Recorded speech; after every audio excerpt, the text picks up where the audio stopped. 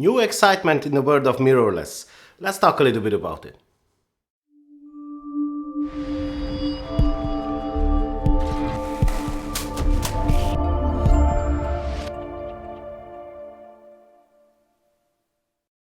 Hello YouTubers, hello boys and girls, ladies and gentlemen.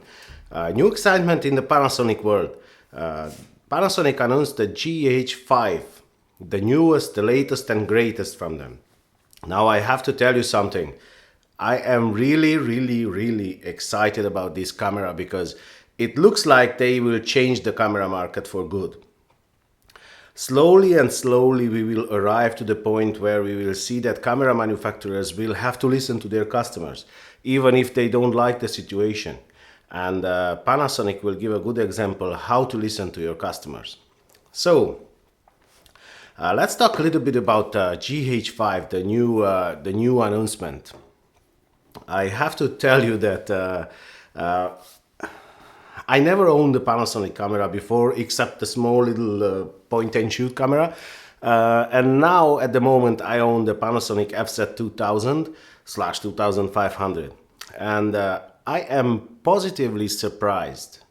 And I actually didn't want to believe, that a bridge camera like the FZ2000 is capable to do such things, But anyway, now that Panasonic announced, the GH5, which actually they already said in Photokina, 2016, that they will have the GH5 as soon as possible, but they didn't say any specs. But now officially it is announced, and I would like to share with you my opinion about this camera and why I am so excited. Now, first of all, we have to emphasize this, that Panasonic cameras, most of the time, they were video-centric cameras.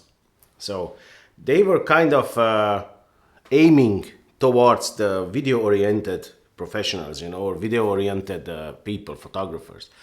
Now, this camera is not an exception. I would say this camera is mostly a video-oriented camera with exceptional still capabilities. And it's a 20.3 megapixel micro four third sensor, no anti-aliasing filter. And I have to tell you that removing the anti-aliasing filter, it was a clever move from Panasonic. And I think that they released another camera, which one has the same sensor, 20 megapixel, no anti-aliasing filter. And that camera is producing excellent images, It's just great.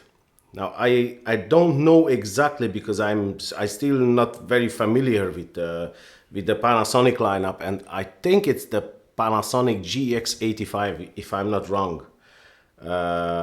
with the 20 megapixel sensor, with the new sensor.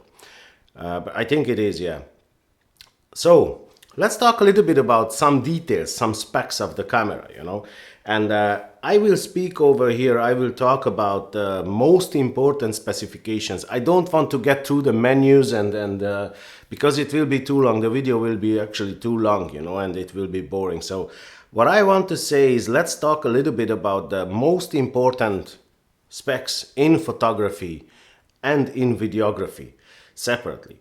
So let's see first kind of the general information about the camera. Sorry, I didn't have my coffee this morning, and I will have it at the. So the price point of the camera is 1,699 British pounds and $1,997 in US. Now, I don't have a price in euro because I took the price from a camera seller, a big camera seller, Jessops from UK, and I took the US price from the BH Photo Video. But I couldn't find the price in euro, but probably it will be around 2,000 euro, around-ish, kind of. So, very important specs. They introduced, like in the G80/85, they introduced the 5-axis in-body image stabilization, dual IS enabled. That means that it will communicate with the lens, you know, because the lens has the 2-axis image stabilization, and it will communicate with the lens, and it will create a very, very good image stabilization until 5 stops. They claim that it will be effective until 5 stops and until 300 millimeter. So that is very, very, very good. I mean, it's until 300 millimeter. It is very good. Now, this image stabilization, we know that with the GH5, it used to be a little problem with it, you know, because in video it wouldn't work very well. But Panasonic released a firmware update after a very short period of time, actually, and they resolved the issue. So it's no problem at all now. It's working very, very well. So let's talk now a little bit about the important specs photography-wise. So which is important in photography. First of all, now I have to mention this because I just have to, you know, that when I made a video about the Sony a6500 and I was complaining about these things, you know, like what I will say here, the Sony fanboys attacked me, you know, and they started to comment, you know, that, oh, that's not important, that's like this, like that. Yeah, well, interestingly, and I say again, interestingly, every camera manufacturer starts to introduce those aspects that I was missing in the Sony a6500. And I was complaining about them. I was complaining about 1/8,000th of a second shutter speed, mechanical shutter speed. They said, oh, it's not really important. It is important. And look, Panasonic introduced over here 1/8,000th of a second shutter speed plus electronic shutter 1/16,000th of a second. Now, the second is 1/250th of a second flash sync speed. Now, here, I think that Panasonic was a little bit tricky because on their website, it says less than 1/250th of a second. Now, I don't know what does that mean, so I don't want to make any statement at the moment because the camera is not out yet. So no, I couldn't put my hand on it. I was down in Limerick in Panasonic store, and they said they will have the camera in late March, beginning of April. So I will, once the camera is out, I will go down and I will put my hand on it. I will try, I will test it, and then I will make a full review. But they said less than 2/50th of a second. What does that mean? I don't know. But I hope it will be at least 1/250th of a second. But on the other hand, you know, the Panasonic FZ2000, it has also, I think it's 1/200th of a second, the flash sync speed. But when you put a manual flash on it, you can actually shoot until 1/400th of a second. It's no problem. I did try myself and it was perfectly fine, no problem. So let's say that it's 1/250th of a second, the flash sync speed, which is, it's okay, it's good. So next important spec, 6K photo mode. Now, again, until now, Panasonic, all the Panasonic cameras, they used to have the 4K photo mode. I wasn't really excited about the 4K photo mode, and I tell you why. Because all the pictures were only 8 megapixel JPEG. And I'm not a big fan of JPEGs, but I'm not a big fan of 8 megapixel pictures as well. So for me, it was kind of useless, you know, the 4K photo mode. But the GH5 has 6K photo mode, which means that you will have an 18 megapixel JPEG. Again, JPEG, so it's not RAW file, it's only JPEG, but it's 18 megapixel. So 18 megapixel, it's good enough. It's good for bigger prints, you know, it will be completely fine. So I would say that this is, again, there is a disadvantage because it's only JPEG, you know, it's not RAW.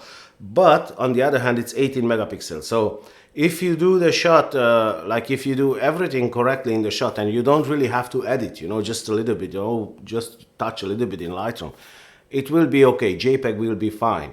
So this is, I can say, useful for photographers, because 6K photo mode you can have 30 frames a second with 18 megapixel pictures, and 4K photo mode you can have 60 frames a second in 8 megapixel mode. Now, like I said, the 4K photo mode doesn't excite me at all, but the 6K photo mode sounds very interesting. Again, it will have, you know, all these photo modes like focus stacking, you know, and post-focus availability and these kind of things, which there are in other Panasonic cameras as well. This is just like GH4 has in G80 and all these cameras. Now, again, something over here, and I laugh because it's again the same story, you know, like Panasonic introduced dual SD card slot. I used to have arguments, you know, and let's not call it arguments. Let's call it, we didn't agree, you know, with many viewers in my channel, you know, and they were hammering me because I was complaining with Sony cameras that they don't have SD card slot, dual SD card slot, you know. But if you look around, if you take your head out of the sand, you know, you will realize that actually every manufacturer tries to introduce, because they realize that people want dual SD card slot. And it's logical, you know, if you spend so much money on a camera, you must have a kind of assurance, you know, that your footage or your photos are safe. And again, something here which Panasonic is the first one, I think, I don't want to say 100%, but I think it is the first camera who actually duplicates the video. Because until now, every camera, it was like, if you shoot photos, it will duplicate the photos, but if you shoot video, it will go only on one card. It's like my Nikon D7200 is the same, you know. And this is the first camera who actually duplicate even the video. So if you shoot video, the video can go on the two cards simultaneously. So you will have two footages saved in the same time. And that is excellent, excellent, excellent. Now, we got to the end of the, let's say, important specs photography-wise. And let's talk now a little bit about important specs video-wise. And like I told you at the beginning, this camera is a very, very heavily video-oriented camera with exceptional still capabilities. So I would say the video capabilities are much, much better and much professional, let's say, like the photo capabilities. But let's talk about video capabilities. Now, first of all, this is the first camera in this price range which shoots 4K video in 60 frames a second, full sensor readout 150 megabits per second. Now, this is very good because until now there was no other camera except maybe the very expensive ones, you know, like 15 and 20,000 euro and these kind of cameras. They shoot 60 frames a second in 4K. So you can have kind of a slow motion capability in 4K, which is exceptional. Second, variable frame rate video mode. You can change the frame rate, while recording. Now, this is a capability which is very, very interesting. And I have to tell you, first time when I saw this, you know, I said, well, maybe it's good, maybe it's not. But I have to tell you that I was very, very surprised when I saw in my Panasonic FZ2000 what's going on. And actually, I was positively surprised, you know. I was like, ooh, this is good, you know, and it is really interesting. It is really, really interesting. So, this is the second, the variable frame rate. Third, slow motion capability up to 180 frames a second in 1080p variable frame rate. Now, this slow motion capability, it's only working in the variable frame rate mode, and I was a little bit.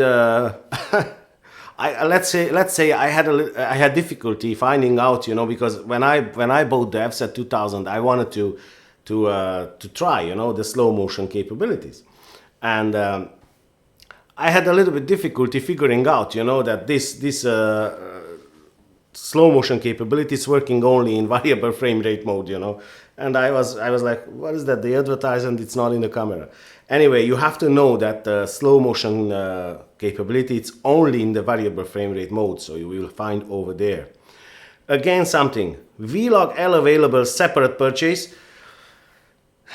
Yes, V-Log L is Panasonic's flat mode, you know, flat profile, like the Sony's S-Log, you know, and it is great, it is excellent. But I would say they should have included this in the camera. For this price point, they should have include this. Although if someone pre-order the camera, they say that they will give it for free. So if you pre-order the GH5, you will get this for free. I think that they should have included this for this price point. But anyway, that's only my opinion. Okay, again, H.265 codec. Shooting in H.265 codec, it's possible with the GH5. And this codec, it means better compressed files with high resolution, excellent results. I mean, better compressed files, it means that the footage will be compressed, the file size will be smaller, but the quality will be exceptional. And this codec is very famous, you know, and it's, I think it's only a few cameras have this codec, you know, you can shoot in this codec. So, summer firmware update will bring, now they promised two sets of firmware updates, one at the beginning, it's like at end of April, beginning of May, and the second is in the summer, so it means like July probably. And these firmware updates will bring and will actually release, you know, some new specs on the camera. So this firmware update will bring 6K 24p anamorphic video recording mode. Well, this is not a true 6K, but it's much better than 4K recording, and it is very, very good, and it is very, very nice from Panasonic introducing this in this camera, because this is actually the first camera again until the 16, 17 or maybe more €1,000, dollars, whatever, exceptionally expensive cameras who can shoot, you know, in this mode. Now, this 6K anamorphic video recording mode will be enabled with the firmware update, and they say that they do like this because at the moment there are no SD cards which are capable to write with that speed to be able to handle, you know, this. And again, HDR video recording mode for more dynamic range. Now this is, again, nobody did this before, so this Panasonic will be the first to introduce this. It's kind of like a HDR video, you know. It is it is actually, it sounds very interesting. I'm a big fan of HDR photos and that style, you know. And I'm very excited, you know. I mean, it's in video should be the same, should be very, very exciting and very, very nice. So let's see how it will be. Obviously, you will get a lot of dynamic range in HDR videos. 4.2.2 10-bit internal recording up to 30 frames a second, and via HDMI output up to 60 frames a second.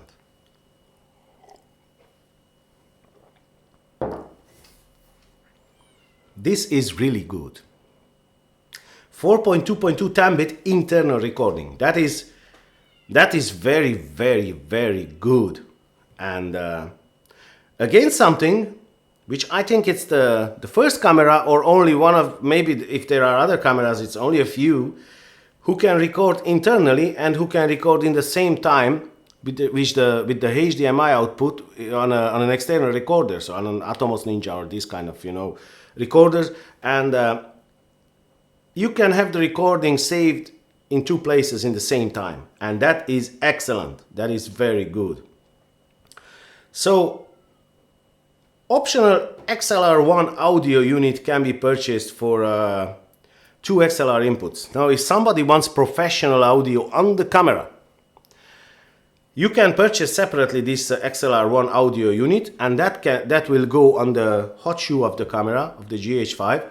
and it will communicate with the camera, and you will have two XLR inputs on the side, so you can put two microphones to connect two microphones to this audio device, and you will have great video on the camera. I mean, this is real professional audio quality, you know. Now, we arrived to the end of the most important specs, let's say, in my opinion, with video and photography. Now, guys, I have to tell you that I am very, very pleased with Panasonic. I am very pleased because it looks like they are listening to the customers, you know. They are listening to the people, what they need, what they want, and they try to give it to give that to their customers, you know. And we all know that Panasonic has a very, very strong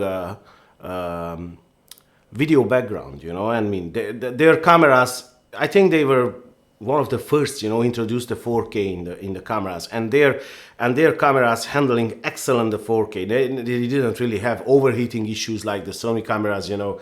And that was very funny because I didn't even mention, you know, this the one of the best, again, spec in the GH5, and this is for Europeans mostly, because the GH4 in US had no limited recording time, so it's you could actually record how much your battery life, you know, can go, and that's it.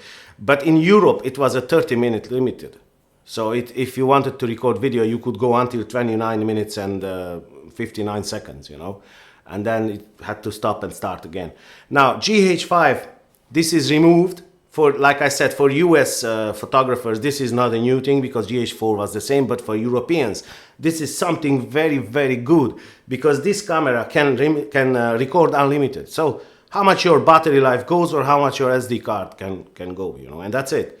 And this is the second camera actually, because the FZ2000 is the same. It can limit unlimited recording, you know, and it's just great. It's excellent. Excellent. You don't have to worry about, you know, that, oh man, it stopped, you know, and they have to start again or something like that. So, and again, we all know that Panasonic cameras, even with unlimited recording time, had no problem with overheating. I mean, I did try my FZ2000 the other day, and I just set the camera up and I recorded until the battery was dead. And that was like 1 hour and 20 minutes, if I'm not wrong, in 4K. And it was no problem. It wasn't even warm, you know. It was a little bit, but that's nothing, like, you know. That was normal.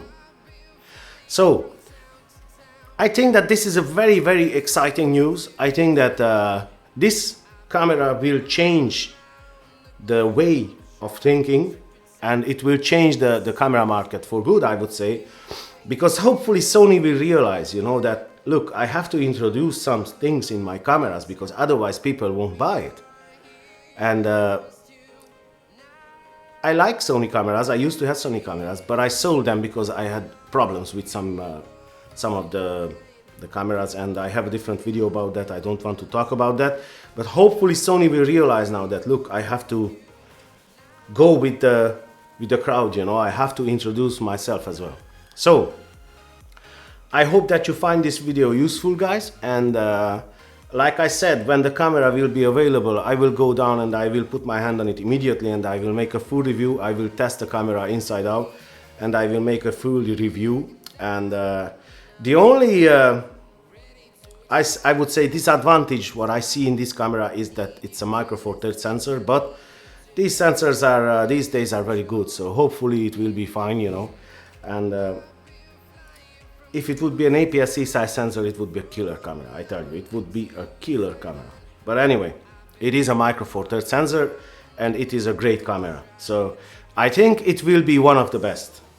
So I hope this video was helpful to you guys. I hope that you liked it. If you liked it, please like and subscribe and share my videos. And thank you for your support, you know.